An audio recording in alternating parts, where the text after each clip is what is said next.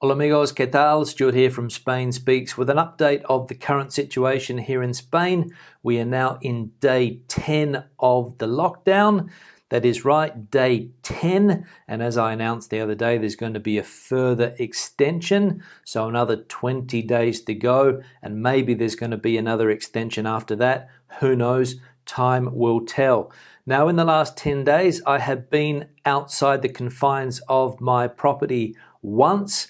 I went shopping last Friday, and I think I explained in the last video that that was a very nerve-wracking experience, and I'm trying to avoid that. I'm trying to avoid going shopping, basically. If I can get shopping done online, that's what I'm trying to do.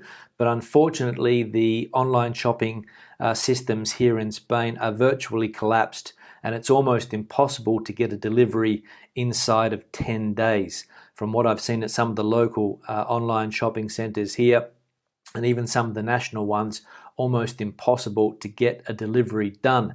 Amazon, almost impossible. Carrefour, almost impossible. El Corte Inglés has an option where you can go and pick it up.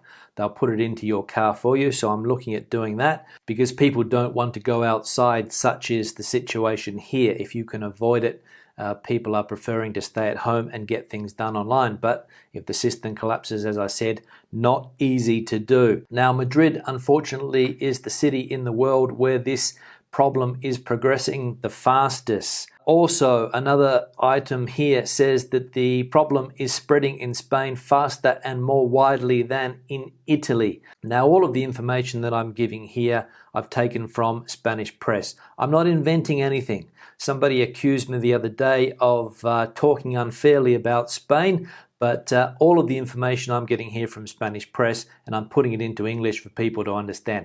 That's all I'm doing.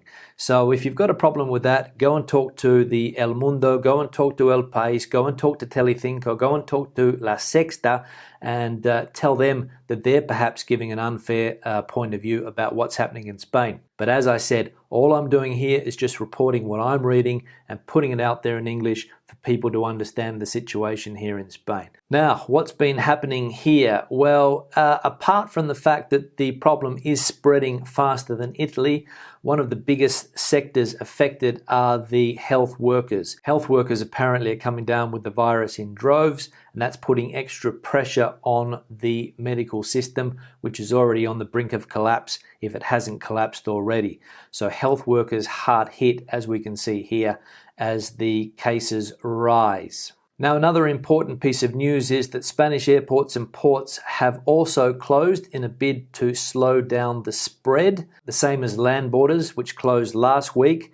Airports and ports are now following the same rules. So remember that if you are a resident, you can still come in to an airport. If there is a force majeure, you can still come back to Spain, but all other cases are not allowed. However, this doesn't apply to Andorra or Gibraltar. Andorra and Gibraltar still have their borders open, and you are able to cross with some restrictions, but not as severe as the other borders, for example, with Portugal, with France, or the airports now. So Andorra and Gibraltar still without the same restrictions. Now, another piece of information that I read is that the government will start tracking mobile phones within the autonomous communities in order to combat the situation. What this means, I think, is that phone companies are going to give up the data on people's movements in order to stop people coming from hotspots to areas where perhaps the situation isn't as severe. So be warned that the government will start tracking mobile telephones in the near future. Now, onto the economic side, half of all Spaniards fear losing their jobs. It is something that is in the back of our minds at the moment. My partner's company has recently announced that they are going to do a temporary redundancy plan. So obviously she is not over the moon about that. And a lot of other people obviously are going through this process at the moment. And it has become one of the big worries that the population has here. Because remember that Spain is a country that depends on services, on tourism, and if all of these things shut down, what's going to happen to those sectors? The government is announcing some measures to protect the most vulnerable in society. I'll talk about those a little bit later in the video, but the government is studying ways that perhaps they can give some type of minimum salary or minimum payment to people that are affected by this. The government has also just completed a major purchase of medical supplies from Chinese manufacturers. So the problems that the government's had with supplies hopefully will be fixed over the next week or two, and these goods are being brought in on diplomatic flights from China. So some good news there, because one of the issues has been that there haven't been enough supplies. The hospital system and the health system has been caught off guard with supplies, so hopefully these medical supplies will arrive as soon as possible. There's also been a problem with the autonomous community system here in Spain. Apparently some of the existing supplies are not getting through to all of the regions ever since Madrid decided to centralize the health system. A lot of the regions have been complaining, for example, the Basque Country, Catalonia. So the Treasury has apparently stepped in to help with the logistical chaos, as one newspaper puts it here, in order to make sure that this material gets distributed to the areas in need and is not concentrated in places like Madrid, which is what some of the other regions are complaining about.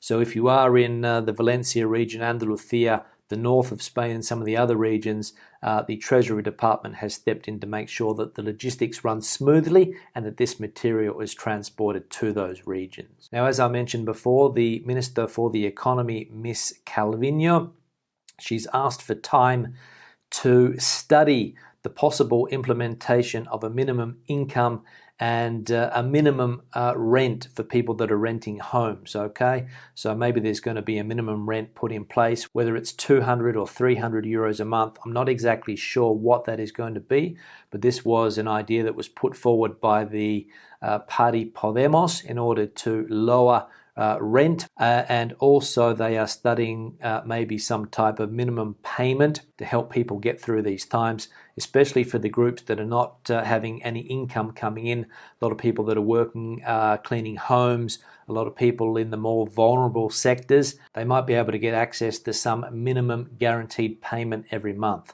So that's obviously a positive measure there. How long it will last for and when it comes in, I don't know. As we can see here, she's now studying that as a possible option for the future. So we'll see what happens over the next couple of weeks. Now I'll go over some of the comments in the last video. There were 700 comments on the last video, so I can't go over everyone. And again, the majority of the comments were positive. There were a couple of people talking about conspiracy theories as always. Feel free to have your point of view. Nobody's going to stop you from doing that, but obviously that's not the point of view of this channel. Now we can see here that John says masks are available from chemists and pharmacies. You have to order them, but they are able to get them in. So if that is one of your worries that you haven't got a face mask, if you want to go shopping or if you want to go and do one of the things that you are allowed to do, if you want to do it with a face mask, you can order it from a pharmacy. He says that he got a pack of 100 for €5, so good value there. Probably better than getting it online from Amazon or eBay. Jacinta says apparently they are renewing prescriptions automatically. She heard this on the radio last Saturday.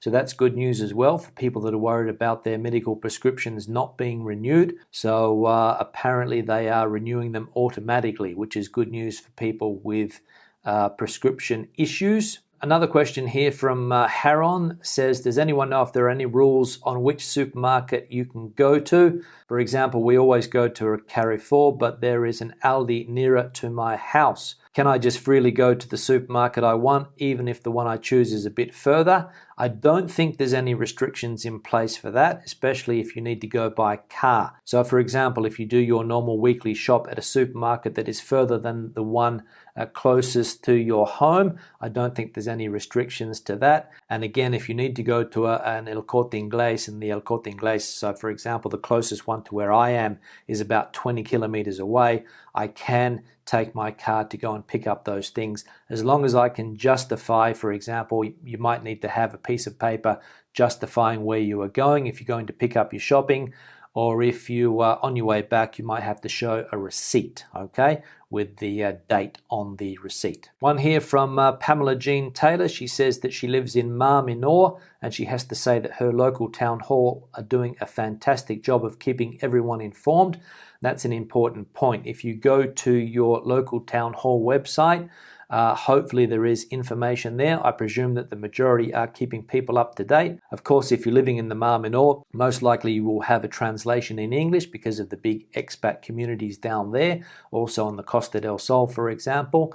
But again, if you need help with any translations, in the last video there were lots of people in the comment section that said that they're willing to help with translations. They're willing to help if you need an interpreter to talk on the telephone, so you can get in contact with some of those people in the comment section on the last video, day 8 of the lockdown. So basically that's all I have to say for today. Questions and comments, please leave them in the section below. Give the video a thumbs up if you liked it. I'll let you guys debate the situation out in the comment section below. I'll see you in the next video. Hasta luego, and stay safe.